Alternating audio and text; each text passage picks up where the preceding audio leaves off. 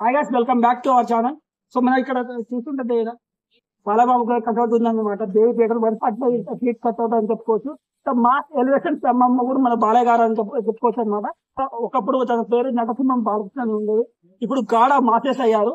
So man of masses ఎవరో తెలుసు, God of masses ఇప్పుడు తను అయ్యారని చెప్పుకోవచ్చు అనమాట. సో ఈ సినిమాతో గాడ్ ఆఫ్ మాసెస్ కాదు, గాడ్ ఆఫ్ డెత్ కూడా తను అయ్యారని చెప్పుకోవచ్చు. సో మరల మీద మరలు ఈ సినిమాలో చూసి తను గాడ్ ఆఫ్ డెత్ అయ్యారని చెప్పేసి ఆ మూవీలో అయితే పెట్టుకున్నారు ఒక సీన్ అయితే. సో అదైతే అల్టిమేట్ అని చెప్పుకోవచ్చు. సో అఖండ తర్వాత సెకండ్ ఇన్నింగ్స్ స్టార్ట్ చేశారు, దున్ని పడేస్తున్నారు అనమాట.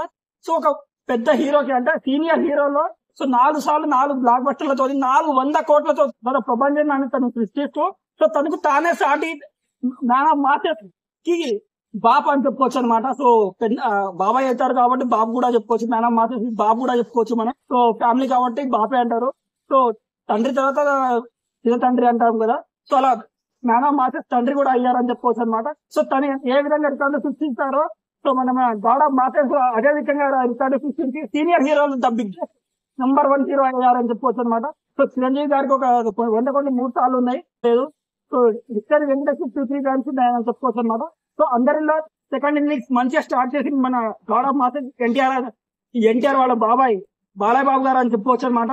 సో అఖండ నుంచి మనం స్టార్ట్ చేస్తే అఖండ, వీరసింహారెడ్డి, భగవాన్ కేసరి, సో ఇప్పుడు ఈ సినిమాతో అనమాట.